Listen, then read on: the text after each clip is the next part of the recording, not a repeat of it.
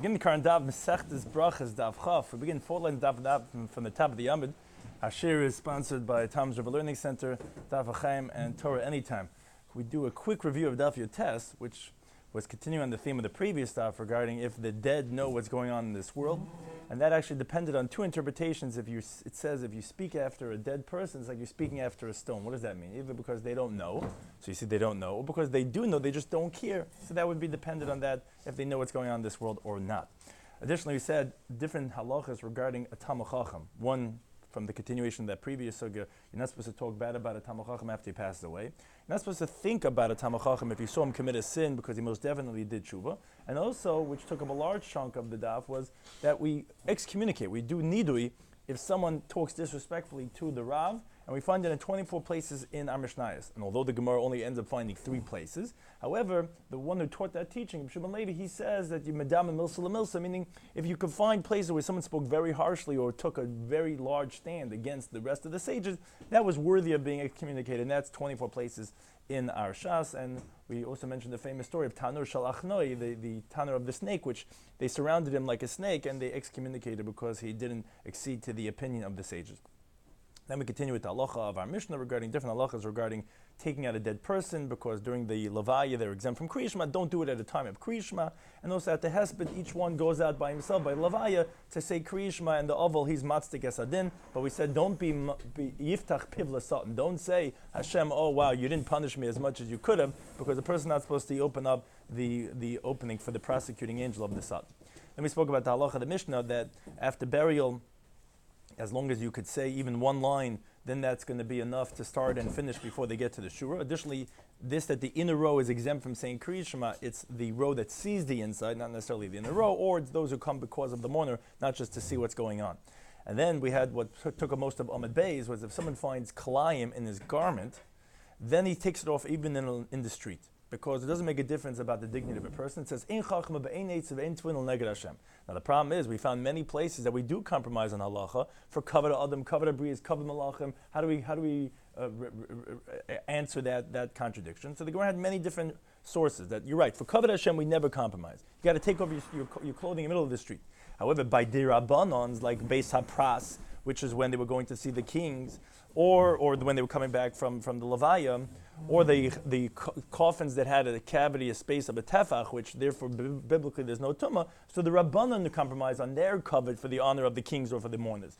Or even by Deiraisa, but that's specifically by Sheval Tasa. We know we don't blow the shofar on Shabbos, we don't take the lulav on Shabbos, Hashem says yes to, but by Sheval Tasa, when it's passively, you're allowed to.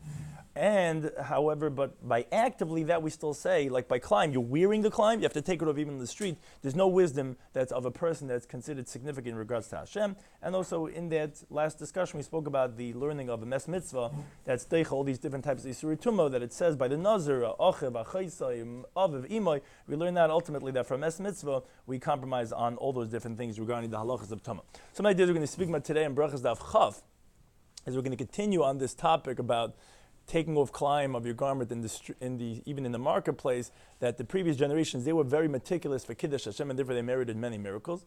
We're going to have 2 different stories with tzaddikim that they would sit by the mikveh and they weren't concerned for different things that might be if you sit by the mikveh, by the ladies' mikveh. Then we start the new Mishnah regarding, continuing on the theme of our previous Mishnah and the parak before, regarding different individuals that are exempt from the laws of Kriya Shema, women, slaves, and minors, and we're going to talk about certain differences regarding their exemptions. Also, we say that certain things they're obligated or exempt in. The Gemara is going to ask, well, what's the chiddush? Obviously, they're exempt in certain things and they're obligated in certain things. And the Gemara is going to say, what's the chiddushim in that? Then the Gemara is going to mention parenthetically, the women are obligated in Kiddush Hayoim Midai Raisa, and the Gemara is going to discuss why would that be. And then related, if a woman could exempt her husband in Beruchas Hamazon, and same thing, a child could exempt his father, who's an Amma Oretz, in Beruchas Hamazon, and relating to different agadah relating to that. Then the Mishnah, we're going to have a new Mishnah, another Mishnah that's going to talk about, for the next Mishnah after that, also regarding a Balkari. Someone who has a seminal emission, where his laws regarding Kriya Shema, because we know Ezra instituted and the place can talk about if that applies even today or not, but not to say divrei Torah if someone had a seminal mission before he immersed in the mikveh. So Kriya Shema has a similar halacha. It's going to be a halacha that he can't say Kriya Shema, but rather he's going to think about the words of Kriya Shema. And there's going to be a machlokes in the Mishnah regarding does he say the Beruchas Kriya Shema or not. And the Gemara is going to say a machlokes Ram regarding the inference of the halacha of our Mishnah. This that you say you think in Kriya Shema, you're not going to say the words. Does that tell us that here is kedibur, or does that actually tell us here is lav kedibur? Because you're not saying the words, right? Because you're balkari. So why are you thinking? Does that tell us that thinking is like saying, or that thinking is not like saying? And with that, we begin the new Daf Chav, 4 lines down at the top of the Yomid, which, as we mentioned, that this is a continuation of the previous sugya of Ein Chachma ve'Ein Eitz ve'Ein Tfun Neged Hashem. Amalei Rav Papa Labai says, Ma'ishna Rishayim. He says, what's the difference? The early generations, I don't get it. Disrachish Lunisa, they have all types of miracles happening for them. U'Ma'ishna Anan, why is it different for us? We don't have miracles. So he says like this. He says, Imishum Tenuya, if it's because of their Torah learning, B'Shnei Rabbi Yehuda in the years of Rabbi Yehuda, who was from the previous generation, they weren't so great in learning like us in all the 4 different Siddharim that we have in Talmud Bavli. Rather, Kula Tenuya, you know what all their learning was? B'nai Zaken Hava, they only learned one Seder, which was the 3 Bavas, Baba Kama, Baba Mitzay, Baba Basra. That's all that they learned. And again, the reason why the Gemara is saying this over here is because it's a continuation of being Meiser Nefesh for Kiddush Hashem, which up until now, we're talking about this idea of the previous sugya, someone who disgraced himself for Kiddush Hashem, he takes off his clothing in the middle of the street. That's pretty embarrassing. God says, God says. So that's what the Gemara is going to end up saying. But now he's asking it as a question. He says, I don't understand. They weren't so great in Torah learning. All they learned was Seidu Nezikin, Vanan, Komasnin, and Shita Sidre. We learned all Shisha Siddharim of the Mishnayos of the Masechtas. Moreover, he says, V'chiabamati Rabbi Yehuda be'uktzin. Rabbi Yehuda from the previous generation, when he would learn Masechtas Uktzin, which is by the last of the Mishnayos, when he would reach this Mishnah in Seder Uktzin, it says, Ha'isha shekeveshes yerek begedera. The halacha there says, if a woman preserves a vegetable with its roots in a pot, some say a similar halacha that he would get up to the Mishnah, Zeisim shekavashin b'tarfeihen. If you pickle, if you preserve the olives with their leaves, that tahirim, that those roots and those leaves are going to be tar. I mean to say, they would pluck the olives with the leaves. Now, why would they do that? Because if you hold it with the leaves, it's what's called a yad. It's a handle. You could hold. You don't have to squeeze the olives. You don't want to ruin the olives. You pick it and you hold it with the leaves. And now the halacha is that there are certain things that are, besides food items being makabel tumah, a shimer for the pri is makabel tumah, which if it protects it, or for yad, if it's a handle for the food item, it also is vulnerable to tumah, as the Gemara says in Chulin Daf Kuf Yud Ches Amud Aleph, that the yad brings tumah to the food item. Now, but that's what the Mishnah Seder in Masechtas Uktzin is coming to say. But if you preserve that in vinegar, what happens is now you're nullifying the leaf from having the halacha of a yad from the pri. Why? Because when you pickle it, so it actually softens it all, and now you can't hold on to the olive with the leaf. And same thing applies to the previous halacha of a woman preserving the vegetables in the pot. What happens is when you preserve it, everything gets soft and mushy, and now it's not going to function as a yad anymore. So therefore the Mishnah says over the Tahirim. But when Rabbi Yehuda from the previous generation would read this Mishnah, he would say, Oy Havayis to Rabbi Shmuel Kechazin. He says, I see over here, when I have to understand these Mishnayos, they're so difficult on me. Like all the questions that my 2 great teachers would have questions throughout Shas, Rabbi Shmuel, he said, I don't understand this Mishnah, it's so difficult. And he says, but Vanan, and this is what Rav telling Tabaya, but us, Kamasnin Uktzin, when we learn Mishnayos Uktzin, Teleishim Sifta, we have 13 different interpretations of Mishnayos and Brises to explain all Shishas Siddharim and Masechtas Uktzin the same thing, 13 different interpretations. And we find this, we know that there's the Mishnayos of Rebbe, we have the Mishnayos Rebbe Chia had, the Bar Kapara, Levi, Tanda Bei Shmuel. We find this, as the Gemara says in the Dam Daf Memal of Manav, that Rebbe would interpret the Mishnayos in 13 different ways.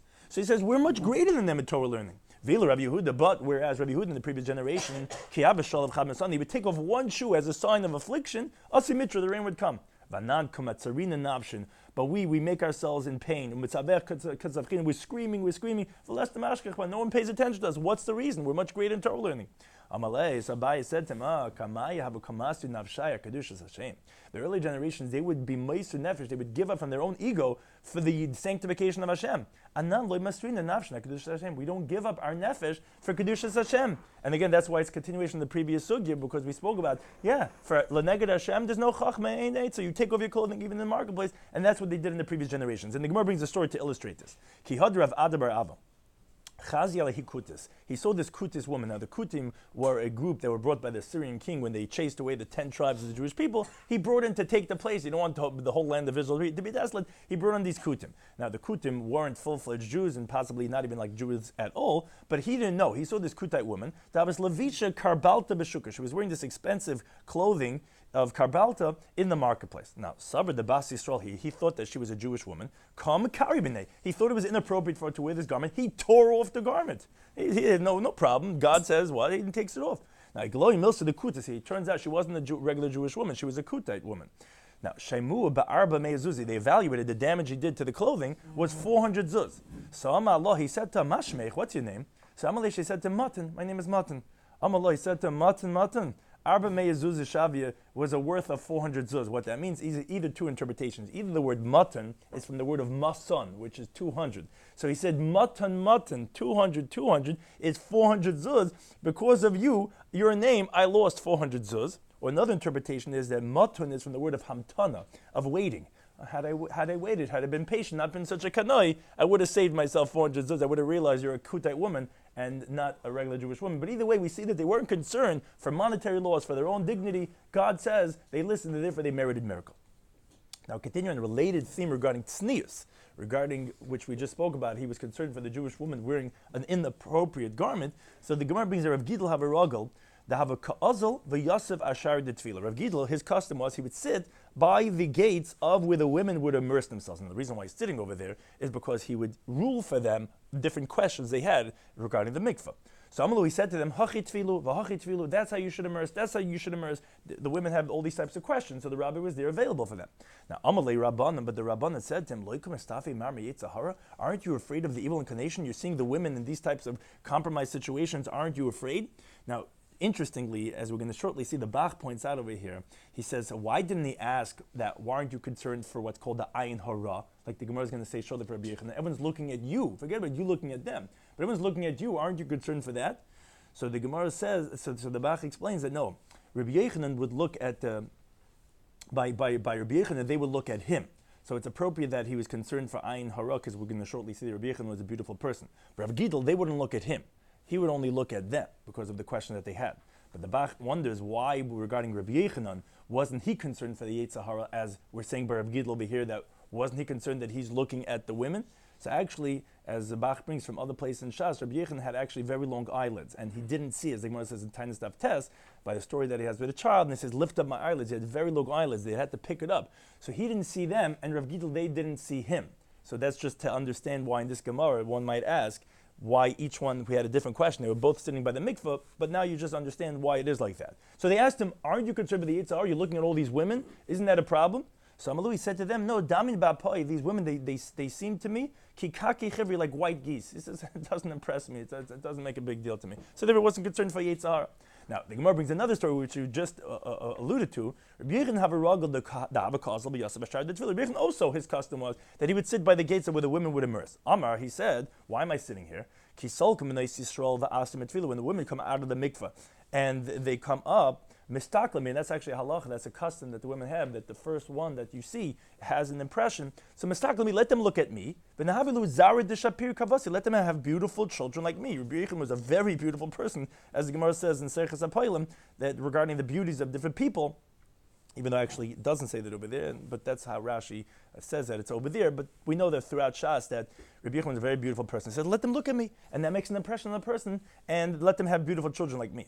So Amalei Rabban, the rabbi said to him, wait, aren't you concerned for the ayin hara, the bad eye, the evil eye, that people can look at you and say, oh, look what a beautiful guy, look at his house, look at his car. They're going to start being jealous. So why isn't he concerned for that? So Amalei said to them, no, Anam Azar de Yosef Kasin. He says, I come from descendants of Yosef. Who the ayin hara, the evil eye, doesn't take effect on them. Why? Three interpretations. Either because the Chsib the Pas says the Beruchas Ben Peiris Yosef, a charming son was Yosef, which like from the word of pe'er, ben peiris aliyayin, a charming son to the eye. Now, Bavamar Bavo says, Al tikri aliyayin, don't say to the eye, ela oile ayin, rather he rises over the eye, he's removed from the eye of other people cannot dominate him. They're above people's eyes. Or second interpretation, he says from Pasing Beruchas. It says regarding when he was blessing the children of Yosef, the yidgula arrive, let them proliferate like to abundance, bekerev aretz, within the earth. So although biyidku means to proliferate, but it also used the terminology of dagim. Ma dagim shabiyam. Therefore, it's comparing the children of Yosef to fish. Just like fish in the sea, my machas naleim, the water covers over them, and that's why you go snorkeling, scuba diving. You get to see a whole different world that's there, but you don't see it on the top. The water covers over them. Ve'ein ha'ayin harash letis, and the evil eye doesn't dominate over them because no one could see them. Avzar shel Yosef, so to the descendants of Yosef, ein ayin harash letis, just like dagim, the evil eye does not dominate over them. If you want to say a third interpretation, why there's no ayin hara under the zera of Yosef, is from the following midah keneged midah. Ayin shalei ratzis alazin, the eye did not want to enjoy. Mimasha ina shaloi, what was not his, meaning he did not gaze at the beautiful wife of his master. So ein ayin hara shel this place. So the evil eye does not dominate over him. So there's three different interpretations why he's not concerned. Again, that's what we just pointed out from the Bach, that Rav Gidl, they were asking him regarding his eye looking at other women, because he would look at them, they wouldn't look at him. Rabbi Yechon, he wouldn't look at them necessarily. They would look at him. Therefore, they would say, "Why aren't you concerned for the ayin hara? That one's looking at you, say, wow, what a beautiful guy, and why does he get to deserve, etc., etc., which is the whole concern for ayin hara." And he says, "I'm not concerned because I'm from the zera shel Yosef." Three different interpretations why there's no concern for ayin hara on the zera shel Yosef. Now.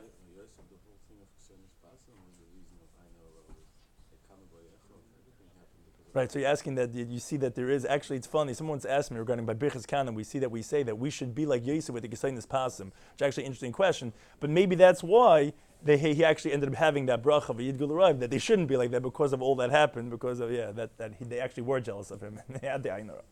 So we continue with the next Mishnah. Mishnah continues on the theme of the previous Mishnah and the previous parak regarding that of those who are exempt from Kriyishma. Says the Mishnah as follows: Nashim va'avodim, women and slaves, they are patur from Kriyishma because it's what's called a mitzvah saseshes mangarama, which is a famous concept, a positive time-bound commandment. The Gemara in Kedushin of Chavtes Manal says that women are exempt from biblically. Now, that's Kriyishma, it's a time-bound, it's in the morning and at nighttime. And additionally, tefillin is also, as our Mishnah is going to say, they're exempt from a mitzvah saseshes mangarama, because the Tan of our Mishnah holds that it's time-bound because nighttime and Shabbos, although it actually is machlokes throughout Shas, but this Tana holds that it's not at Shabbos and at nighttime like our custom is. We don't wear tefillin then. Therefore, it's a time-bound commandment. So therefore, women and slaves who have the same halacha as women, there was a non-Jewish slave, they're like a half Jew. They're like the halachas of women. They're going to be patur from Kriyishma and from tefillin.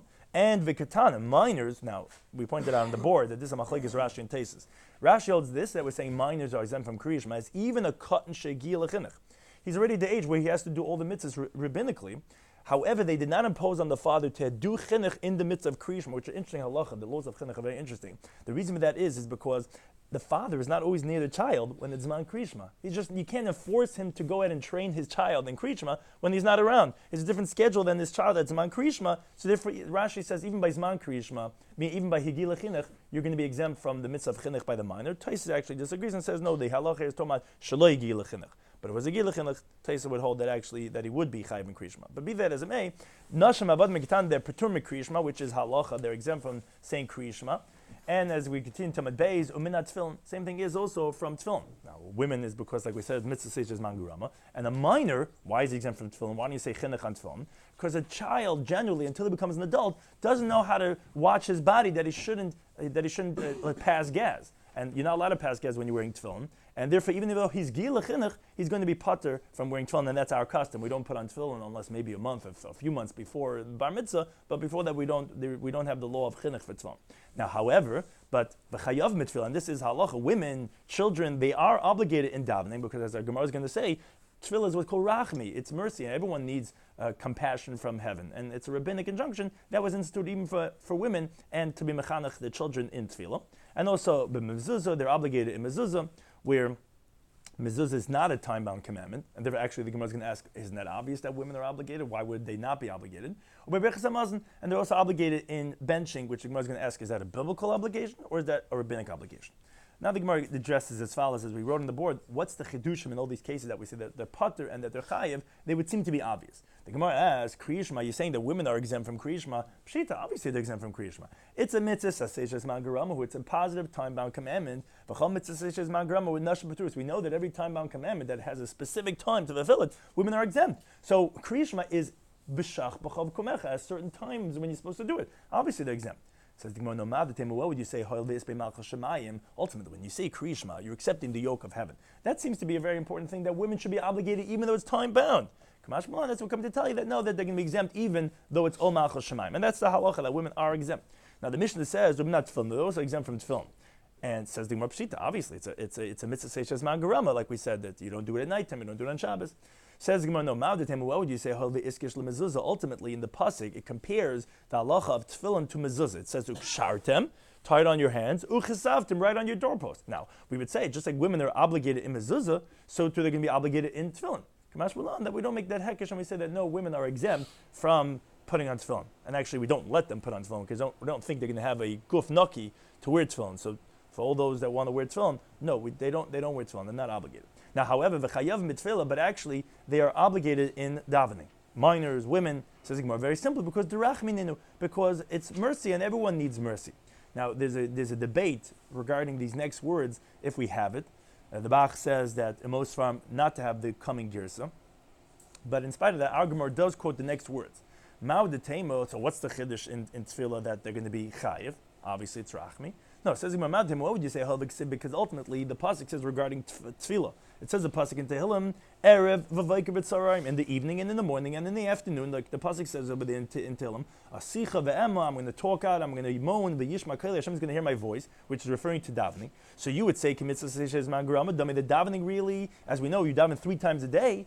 Therefore, it's not time bound meaning it's time bound because it's not all the time. It's certain times that is mani tefillah. So therefore you would say it's like a mitzvah seishes man garama that women would be exempt. Kamash Malan, that's what we're coming to tell you that no, that they are chayiv, which Rashi says can't have this girsa. Because how could you say pshita and give the answer that the Gemara says because you would think it's like a mitzvah seishes man garama, but it's not a biblical commandment tefillah, which that's debated by the Rishonim exactly how to qualify that, but the way Rashi is saying it, it's not a biblical. If it's not biblical, so therefore the Mefarshim explain, we don't say zman garama in regards to rabbinic law. Rabbinic law doesn't make a difference time bound. For that, women are the same as men. Now, actually, Tais actually disagrees, but according to Rashi interpretation, it says you can't have the girsa. Tais says to keep the girsa because Tais disagrees. He brings different precedents that by Dirabban, like Bahal, that women are exempt because it's time bound. But ultimately, Rashi says not to have the girsa. We do have the girsa. Either way, we're saying women are obligated in tefillah because it's rachmi, and according to our girsa, the Gemara is saying that you would have thought they're exempt because it's like as if it's time bound. Kamash Malan that they're going to be chayiv rabbinically because it's rachmi. Then the Mishnah said, Uba mezuzah, that they're chayiv mezuzah. The Gemara says, Pshita, obviously they're chayiv mezuzah. It's not a time-bound commandment. Why would you think that they're not? Says the Gemara, what would you say, because ultimately mezuzah is compared to learning Torah. Because in the pasuk in Shema, Devar Yadav, it says, you should teach these words to your sons. And after that, it says, to write on your doorpost. Now, just like Talmud Torah, women are exempt, even though it's not time-bound, because learning Torah is old time, still the Torah exempts women from learning Torah, because it says, teach your sons, which tells you, and not your daughters. So they're exempt from Talmud Torah. So you would say the mezuzah is also that women would be exempt. Oh, and that's what Kamash Malan. That's what we have to tell you that no, women are obligated. Now, how do we know they are obligated mezuzah? Why don't you say we compare to Talmud Torah? Because it says Laman Yirbu Yumechem. The Gemara Kedushin says so that you should increase your days. Now, what do you think? Men need to live and women don't need to live? Obviously, it applies to women too. Laman Yirbu Yumechem would apply to both, and that's going on the mitzvah mezuzah that it says right before.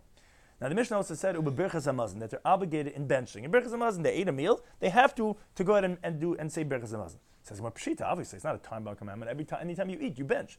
Says Gemara No Ma'adetem. What would you say? Because ultimately, there's a pasuk in Shemais that says B'seis Hashem lechem, when God gives you be'erev in the evening basa lechel, meat to eat, v'lechem ba'bayka l'sayva, and bread in the morning to satiate. So you see from the pasuk, it sounds like as if meat is at nighttime and bread is in the morning time. So kim mitzvah saseiches man garama, so it's like a time on commandment, even though we eat meals all the time. But the pasuk makes it sound like the bread is for the morning. So you see that it's a certain time when you're going to eat the bread and then you're going to bench afterwards. So it's like a mitzvah saseiches man garama. You would think that women would be pater. Kamashman, that's what we say no, that they're going to be chayiv in Beruchas Hamazon. However, the Gemara goes a little bit on the side and comes right back to the discussion that we're having right now because it's mentioning something similar regarding mitzvah saseiches man garama. Amar Avada Barabba says Nashim chayavis bekiddush hayayim. Women are obligated in making kiddush on Shabbos. Dvad Torah. According to biblical law, they're obligated in the kiddush on Shabbos. Says the Gemara, why are they obligated? Mitzvah saseiches man garama. It's a time-bound commandment. It says Zachar sema Shabbos lekadashai, which the Gemara elsewhere darshans Zachar is zachrei olayayin, to recall it on wine. that's only on Shabbos. You don't do Kiddush all week long. It's a certain time-bound commandment. We know that's the halacha, and that is the halacha. Any time-bound commandment, there are some exceptions that women are exempt from. So how are you saying that they're obligated in the Kiddush that we make when we start Shabbos? That's Deraisa, but women are exempt. Amar Abaye says Midrabanan. You're right, they're not obligated Deraisa. It's a mitzvah sheish man. It's rabbinically. On that, Amalei Rabbi has two questions. Says, wait a second. But how could you say that the halacha that was quoted was that it's biblical? Void, moreover, if based on your logic, then kol mitzvahs say nechayivinu midrabanan. So, okay, why is this any different? Why is Kiddush different than any positive time commandment? Say rabbinically they're obligated. Why should Kiddush be any different? You're not really answering the question. Why they're rabbinically obligated in Kiddush on Shabbos? So Elam Rava, rather Rava disagrees. He says, no, it is deiraisa, as the halacha was said, devar Torah. And so why they chayiv? Isn't it a mitzvah sheish grama? He says, because Amakra, the pasuk says two famous psukim. It says in Shemais, Zachar, es yom Shabbos HaKadshay, remember, and Vishamer, and says to safeguard in Devar. So that teaches the following idea, and that's in the same luchos. We had one time, it says Zachar, one says Shamer, to compare the two of them.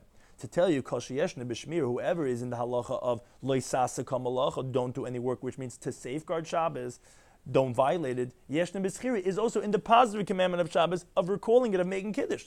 So Bahani Nashi, these women, isnu b'shmir, since they are in the category of not doing malach on Shabbos, like a Mishnah in Kiddushin of Chavtes and Alf tells us, any negative prohibition in the Torah, whether it's time-bound or not, women are obligated because the pasuk equates women to men for all liabilities, for all negative prohibitions in the Torah. So isnu b'schira. So therefore, we're makish zachar l'shamer. Therefore, they're also in the midst of Kiddush Yom, which is included in the midst of zachar sema Shabbos l'kadshay. Now, going back to our previous Gemara's discussion, Amalei Ravina l'Rava says, okay, this that you said nashim b'brichas hamazon, that women are obligated in benching after they eat a meal on bread, is that deraisa? Is that biblical? Because you would seemingly say, yeah, it's not time bound, and it says v'chalta v'savato v'rach and dvarim chaz, so it's a mitzvah section in azman garama, so obviously they're going to be biblically obligated. Or do you say it's rabbinic? Now, there's two different interpretations in why you would say it's rabbinic. Rashi says, because it says in benching, Allah oretz ha'toiva shenasan loch, for the good land that God gave you. Now, the land was not given to the females to divide. It was divided amongst the men. So they can't bench. They don't have the biblical obligation of benching because it wasn't asher nasan lach. Now, if you're going to say what's with the b'nai slavchad, that wasn't their own portion. They took their father's portion, from those who left Egypt. Therefore, maybe it's only rabbinic. Taisa disagrees. Taisa says, no, the reason is because you say, al brischa shechasamta b'vtzareinu, women don't have bris milah, and v'atarascha shel madatana, women are not obligated to learning Torah. That's why you would say that women should be exempt biblically and only be obligated rabbinically. So that's the Gemara's question. Ultimately, the Gemara does not answer this question. But the Gemara first asks, Lamai nafkamina, who cares? They're obligated to say Berichas Hamazon anyway. What would be the halachic ramification of this question? So actually the halacha lamaisa ramification is, which we don't resolve this question, is lafuki rab midei chavasan, is to fulfill the obligation of another person that's obligated, a man, in his Berichas Hamazon. We know that someone else could hear your benching and fulfill the obligation. Could she do that for a man? The Gemara explains. If you say that her obligation is biblical, someone who has a biblical obligation can fulfill someone else's biblical obligation. But if you say her obligation is only rabbinic, so biblically we're considering you as if you're not obligated. And this is halacha. Whoever's not obligated in the mitzvah, you can't fulfill someone else's obligation. Let's say you're exempt from a certain mitzvah. You can't go ahead and fulfill someone else's obligation by doing it for him. You don't have that halacha of arvis. You can't fulfill his obligation. So that's the question, Mike. What's the halacha? Is our obligation biblical? And then she can fulfill a man's Berichas Hamazon, or it's only rabbinic. Says Gemara Tashema, it's being arrived from the following brisa. The brisa says, "Be'emes amru," in truth they said, which whenever you do the terminology in Shas, it means that's the halacha, that a minor son, could be mevarich, he could say Berichas Hamazon la'aviv for his father, who doesn't know how to say Berichas Hamazon. His son is about tshuva, his father is just starting off, and he doesn't know how to say Berichas Hamazon. So the son, even though he's a child, could go ahead and say Berichas Hamazon for his father. So to ve'evid mavarach l'rabbi, a slave could make Berichas Hamazon for his master. Ve'isha mavarachas l'bala, and the woman could say Berichas Hamazon for her husband. But the sages said, Tavim ma'ar la'adam, let a curse come to a person, she'ishtei abanav mavarchan, like that his wife and his children have to go ahead and make Berichas Hamazon for him, because that's not appropriate. You should be saying Berichas Hamazon yourself. But one thing says the Gemara, if you say, like that option, that women are obligated in Berichas Hamazon biblically, so we understand this brisa now. Asik deraisa, ma'big deraisa. We know how she can fulfill her husband's obligation, even though he's biblically obligated because he's a man, but her obligation is also biblical. Eliyamid Rabban, but if you say her obligation is only rabbinic, Asik Rabban, ma'big deraisa, how could her rabbinic obligation fulfill his biblical obligation? To which the Gemara rejects the proof. The Gemara says, well, Tameich, according to your reasoning, Katan Bar Chiyubahu, one of the other cases was a child is fulfilling his father's obligation. A child, for sure we know there's no biblical obligations until he becomes an adult. How could he fulfill his father's obligation? Ella rather says the Gemara, obviously, Hachmai Skin, what are we talking about over here? And therefore there's no raya if a woman's obligation is deraisa derabanan. Shiur derabanan. This actually is a halacha l'maisa. If a man eats a rabbinic obligation of Beruchas Daf. Now most people don't understand that difference, but the halacha really is, biblically, you're only chayiv to say Beruchas Daf as it says in the pasuk. V'yachalta v'savata u'virachta. You ate and you're satisfied. You're full, and then you make Beruchas Daf. Rabbinically, it's only if, like Reb Meir holds out as a kazayis or a size of an olive or the size of an egg like the size of a Yehuda. But in a measurement like this small size, is only rabbinically obligated. So that's why the minor who ate a nice amount, he could go ahead, even though he's rabbinically obligated, and fulfill the obligation of the adult because the asid rabbanim, mapik rabbanim. His general obligation, which is only rabbinic, could fulfill the father's obligation, who in this case is also rabbinic, because the father didn't eat v'savata. He only ate like a share of a kazayis or a kebay. He just wanted to be yetzer suda. So that's where a minor can fulfill the father's obligation, and therefore the woman could do the same thing for her husband, and that doesn't prove that the woman's obligation is dairaisa. Now, very interesting, Agad, to relate it to what we just said, that this obligation of benching on just a share of a kazayis or kebeya, that's only rabbinic, but really bin dairaisa, God only obligated us to bench when we're really full. Dorish Rav Avira. Rav Avira gave a lecture. Zimin and Amin Lav Mishmei de Rabami. Sometimes he would say in the name of Rabami. Zimin Amin Lav Mishmei de Rabasi. Sometimes he would say in the name of Rabasi. That Amr Malacha Hashavas Tapnei Hakadosh Baruch Hu. The ministering angel said in front of Hakadosh Baruch Hu, Rebbeinu Shalom, Master one. Kaseh b'Teresecha, you Hashem, you fulfill your own Torah. It says in the Torah in Devarim, Ashala Yisaf on him, that he won't show favor, v'likich sheichet, and they won't accept bribes. We know that you're not supposed to show favoritism. Now, v'aloi ata neis upon him liYisrael. You yourself, you show favoritism to the Jewish people. Like we say in Birchas Kayenim, it says in Bamidbar, Yisa Hashem panav alecha, may Hashem show favor to you. How can you do that? That's a double standard. So Amalehem, he said to them, can I not show favoritism to the Jewish people? I wrote for them in the Torah, you should eat and you should be satisfied with and you should bless Hashem your God. So that's only when you're chayim b'Beruchas Daf. But they're precise with themselves. Ad kazayis, according to Reb Meir, even if it's the size of an olive. Vad kebeya, or according to Reb Yehuda, if it's at least the size of an egg, as the Mishnah teaches later on, from Hayam and Olive, ad kama mazam. We have machlekes. Reb Meir says a kazayis, Reb Yehuda says a kebeya. But how could I not show favoritism? Look what they do to show me how much they love me. They come, they find excuses to bless me. When I only say when you're satisfied, and they do it even a lesser share, how could I not show favoritism to the Jewish people? Now we continue with the next Mishnah, which continues on the theme of the previous Mishnah, is regarding those who are exempt from Krishma, which opens up a new category of a Balkari. A Balkari is someone who has a seminal emission. Now, from the times of Ezra and on, Ezra HaSefer, which is the times of the beginning of the second Beis Hamikdash, he instituted that a Balkari, someone who has a seminal emission, has to immerse himself in the mikveh if he wants to go ahead and learn Torah. As the Gemara says about Bakam Perek Meruba, that on Pei Beis and Beis, not only as it was up until the times of Ezra that it was for Kaddushim, he said that even if you want to just learn Torah, you can't learn Torah if you have a seminal emission. So then, what do you do by Kriyishma? Kriyishma is included in Divrei Torah. So what do you do with your Balkari? Says the Mishnah, what you do is as follows. Mahar, you just think the words of Kriyishma, Beliba in his heart, when it comes time to recite the words, but you don't actually say the words because you're Balkari, you can't say the words of Torah. Now, moreover, ve'ein mevarach, you don't have to make the brachas even by thinking them.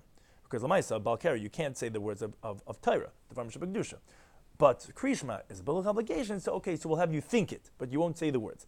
But regarding the Berchas Kriyishma, no, that you don't even make, even with thinking, Lo lefaneh v'lo la'achareh, you don't make the Berchas Kriyishma before and after, because the bracha is not biblical obligation, so Rabbanah did not make you have to think about them. The biblical obligation, you can't say the words because you're Balkari, okay, at least think them. But the Berchas Kriyishma, that you don't have to. Now, Valamazan, regarding a meal that you're eating, so Mavarach la'achrav, so you'll make the Berchas Hamazon after that, because that again is a biblical obligation. But ve'ein Mavarach lefanav, but you won't make the bracha before and again because that's not biblical, so we're not going to even make you think about it. Rabbi Yehuda, he says, no, Mavarach lefnei malachareim, no, you do make the Berchas Kriyishma before and after. And the Gemara is going to explain the reasoning for his opinion. So he disagrees regarding the brachas beforehand and afterwards. Now, the Gemara makes the following, the last sugi over here is the Gemara makes the following machlokes regarding what's the diuk we make from the law of a Mishnah. Amravin, he says, this tells us, if you read the Mishnah precisely, this will teach us the following halacha, that hirur, thinking about something, is kedibur dami, it's like you said it. Now, what the significance of that is, who cares? We know what the halacha of the Mishnah is. Significance, every single person. Let's say a person doesn't say the words of Kriyishma, he's just thinking the words. So Ravina says from our Mishnah, you see that he will fulfill his obligation by thinking the words of Shema as if he said it, and he proves this. If you would think to say that thinking is not like speaking, why is he thinking? What do you gain? What's the point? Obviously, thinking is like speaking, and therefore you fulfill your obligation. So the Gemara asks, Elamai, so what are you saying? Here kedibur dami, so what, thinking is like speaking? So then yetz b'svasav, then just say it with your lips. You're saying about Keri, you can't say the words, but so he's thinking. But thinking is like saying, so just say the words. Why not say it then? Says the Gemara, no, like we find by Har Sinai, when the Jewish people went to receive the Torah, 3 days before, Moshe Rabbeinu says, all men separate from your wives. Like it says, al tikshu al isha. Now, why they separate from their wives? Not because they don't like their wives, was because we don't want to have that marital intimacy, that they should have a seminal emission 3 days within, which then it's still viable, and then it still has the tumah of Keri. Now, based on that separation by the original giving of the Torah, Ezra HaSefer went and also instituted a similar takana for anyone that's about Keri to immerse himself in the mikveh before he learns Torah. Now, that's based on because the pasuk says in Devarim Dalad Vaydatim Levanecha that you should teach your children Torah, and right there it says you should recall the day that you stood in front of Hashem your God by Chayriv, as the Gemara is going to tell us on the next daf, which tells us that just like by Har Sinai, you couldn't have a Baal Keri. That's why they couldn't be with their wives 3 days before. So any Baal Keri is not supposed to learn Torah. So you don't have to wait 3 days, but you go ahead and you immerse yourself in the mikveh. Now that gezer, however, was specifically by speaking, not by thinking. How do you know that? So Tais actually explains. Because yes, although our halacha of our Mishnah is saying, as Ravina is pointing out, that here is kedibur dami, that you fulfill your obligation, but it's not literally like you're actually saying the words. By Har Sinai, there was actual enunciation of words that God was saying the words. Now, although the Jewish people were silent, but still, that's called shemei ka'in. It wasn't just thinking. It wasn't just that the Jewish people were thinking, they were hearing. Hearing is like you're actually saying the words, which actually places me very busy with interesting shaila. I always had this, that if let's say you're hearing someone else's bracha or Megillah, and your guf is not naki, is that considered like a problem? Because when your guf is not naki, you cannot say the words of Dvam Sheba Kedusha. But what's if you're hearing? That's actually discussed in the Paiskim. But because you see so strong, like Tay is saying, Shemei Ka'in is like you said the words yourself. So therefore, we only find by Har Sinai that when you're saying the words, then you can't be a Baal Keri. But regarding thinking, although it's like speaking that you fulfill your obligation, but it's not the same thing regarding Baal Keri at Har Sinai, and therefore at Takanas Ezra is only on actually saying the words, but just thinking the words, it's not a problem about being a Baal Keri. Now, that was one opinion. Rav Chizdame, he says the opposite. Here, love kedibur dami. Actually, this is how we rule. We rule that thinking is not like saying you're not going to fulfill your obligation in Kriyishma if you just think the words. Thinking is not like speaking. And he proves the point. If you would think that thinking is like speaking, then yetz b'svasav. Let's say it with your lips. I mean, he's coming from the opposite angle. So Elamai, so the Gemara asks, well, wait a second. Here, love kedibur dami. Thinking is not like speaking. So lama mahar. Then why are you thinking? Obviously, it is like speaking. No, we rule, and that's the halacha like Rav Chizda. Then here's love kedibur dami. You want to know why then we have you think? So Amr Belazi says, for a different reason. We don't want that the whole world, everyone by davening is saying Kriyishma, but he's sitting there and he's just not doing anything. We don't want you just sitting there idle. So therefore we have you think about it, but in truth you're right, it's not really fulfilling your obligation as dibur.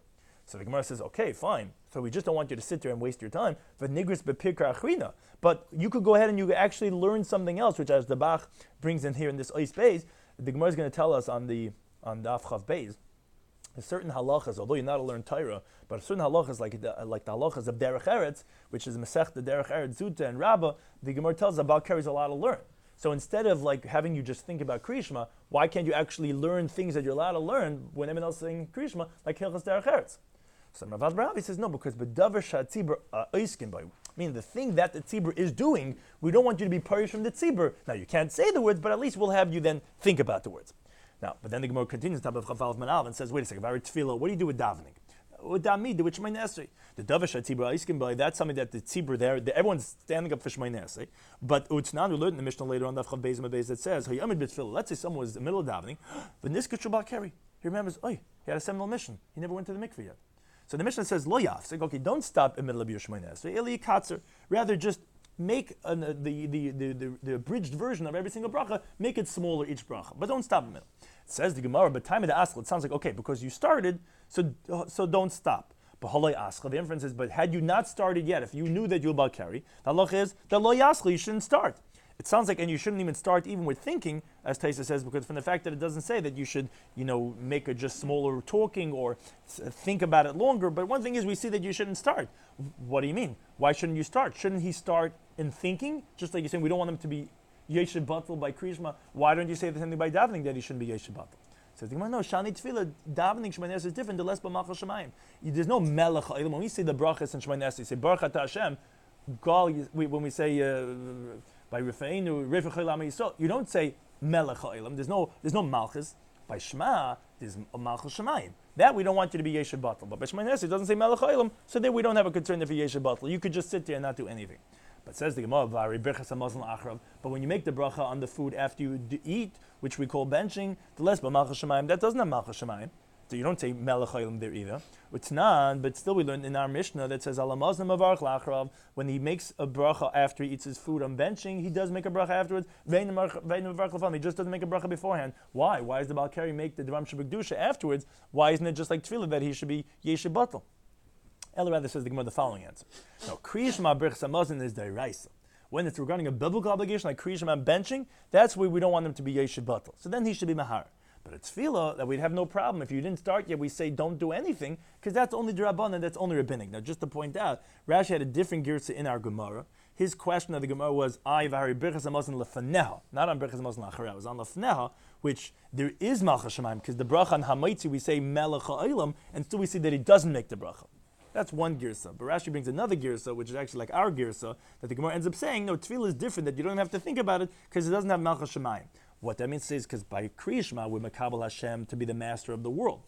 And according to that girsa, which is our girsa, Rashi says, the Gemara's question is like, we have it, but B'rchas Hamazon afterwards, which doesn't have malchus Shemayim, and still Yimahar in it.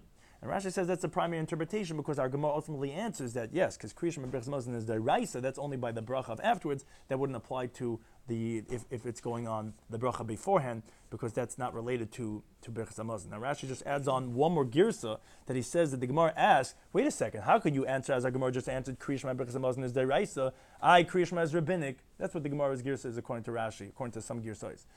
So now the Gemara answers, you're right. Kriya Shema is because of malchus Shemayim. B'rchas Hamazon is deraisa, which excludes tefillah, which doesn't have malchus Shemayim, and is rabbinic. Rashi says, according to those who have that girsa, then you have to say, like we're going to have it later on, that the halacha is b'shach b'chav kumecha, although it says, we said this in the previous daf, that it says that Kriya Shema is deraisa. No, actually Kriya Shema is d'Rabbanan, b'shach b'chav kumecha actually is referring to the words of Torah. And that would be according to that girsa that's asking, how could you say Kriya Shema that you have to think about it? That's also rabbinic, just like tefillah. No, it's different because Kriya Shema has malchus Shemayim, and tefillah does not have that. Now, some ideas we spoke about today in Beruchas Daf. We continued from the previous daf regarding disgracing yourself for Kiddush Hashem, which, as we had in the previous daf, we said if someone finds klaim in his garment in the street, he's got to take it off, because there's no chachmas, like they say, regarding to Hashem. So the same thing was the previous generations, they were Mosed Nefesh on Kiddush Hashem, like we have a story, someone tore off an inappropriate garment from a woman that is, I would imagine would be an outer garment, so that it was actually, he was Mosed Nefesh on Kiddush Hashem, and therefore they merited miracles. We who don't do that, even though we have more Torah learning, we don't merit to have miracles. Then the Gemara brought two stories, continuing that theme about tznius, two tzaddikim that sat by the mikveh, by the ladies' mikveh. Now, one of them wasn't concerned for Yetzer Hara, where he's looking at these women all the time, because he says they appear to me like white geese. That doesn't impress him at all. And the other one says, not concerned for Ayin Hara, that they're looking at him and seeing how beautiful he is, Rabbi Yechanan, because he's a descendant of Yosef Tzaddik. So therefore what? Because it says V'yidgu l'raiv, by the children of Yosef, which just like Dagim, the eyes cannot see them, so too it doesn't rule over the descendants of Yosef. Or because by the brach of Yosef it says that he's a charming son, Ali Ayin, which we read not Ali Ayin but Oili Ayin, he rises above the eye. Or because he did not look at his beautiful mistress, his master's wife, so therefore the eye cannot rule over him, Mida Keneged Mida. Then we continue with the next Mishnah that said that women, slaves, and minors are pata from Kriya Shema and from Tefillin. Now, but there's just a small difference. We said women and slaves are exempt midday and from all obligation because it's a mitzvah seishes man grem. It's a time-bound commandment when to say Kriya Shema and when to put on Tefillin. Now, minors, this is Machlekes Rashi Tesu, pointed out Rashi holds even if it's Gila Chinuch, Why? Aren't you obligated in chinuch for krishma? No, because the father's not around, and those are certain exemptions we have in the laws of chinuch. If the child needs it for his health, we have certain things they're allowed to eat before kiddush for that reason, and also the father doesn't have to be mechanech him in krishma because he's not around at that time.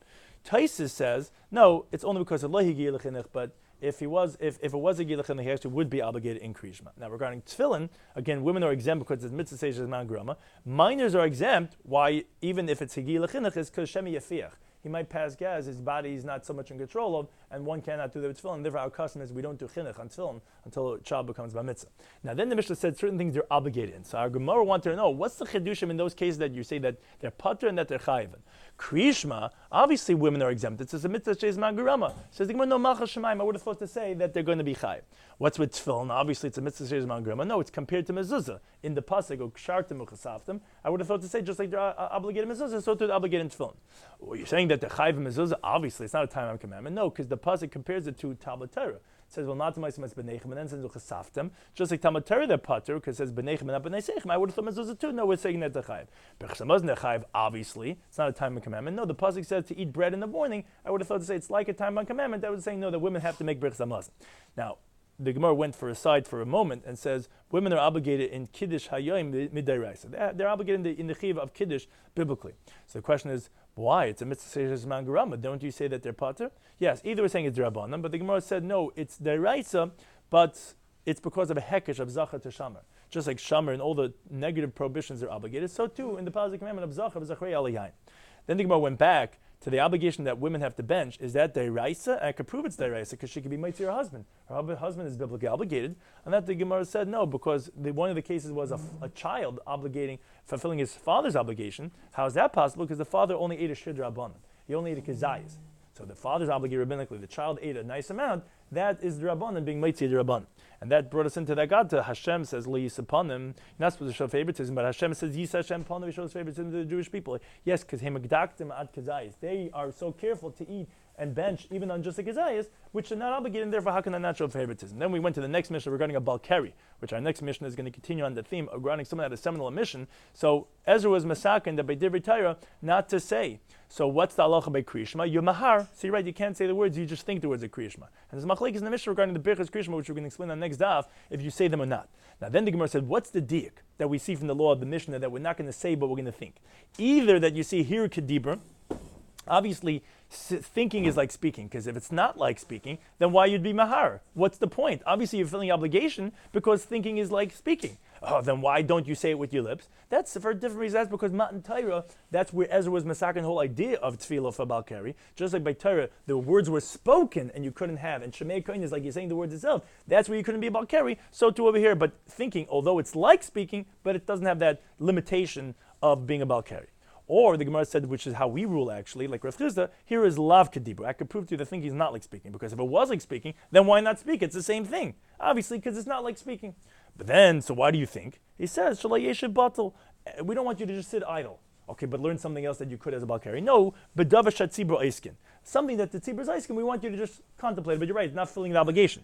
Oh, why is tefillah different? How come my tefillah, if you're Balkari, you don't daven? You don't even think about it. That's because that's Rabbanan. Whereas Beruchas Hamazon and Krishma, which are Daraisa, they were going to do it and just think about it even though you're not filling any obligation. Thank you, Torah, anytime for hosting us.